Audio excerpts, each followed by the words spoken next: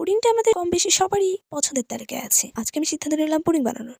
তো প্রথমেই আমি একটি কাচের বড় মগ নিয়ে নিয়েছি। এর মধ্যে একটি ডিম নিয়ে নিলাম। ডিমটি একটি বাটির মধ্যে ঢেলে ফেটিয়ে নিয়েছি। এরপরে আমি মগের যতটুকু পরিমাণে ডিম হয়েছিল তার অর্ধেক পরিমাণে চিনি নিয়ে নিব। এরপর দুটো একসাথে মিক্স করে জ্বালিয়ে নিয়ে কুসুম গরম দুধ আমি এর মধ্যে দিয়ে একসাথে মিক্স করে নিব। 1 লিটার দুধ নিয়েছিলাম। 1 লিটার দুধ জ্বালিয়ে নেওয়ার পরে এটা যতটুকু ডিম নিয়েছিলাম তার দ্বিগুণ হয়েছিল। তো পরিমাণ মতো আমার হয়ে গেছে। এরপর আমি তৈরি করব ক্যারামেল।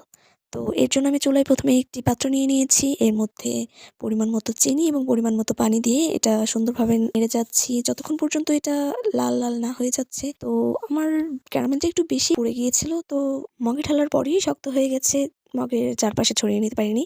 এরপর মিক্স করে রাখা দুধের মধ্যে ঢেলে এটা আমি পাত্রে বসিয়ে দিয়েছি। সেটা আর দেখানো হয়নি।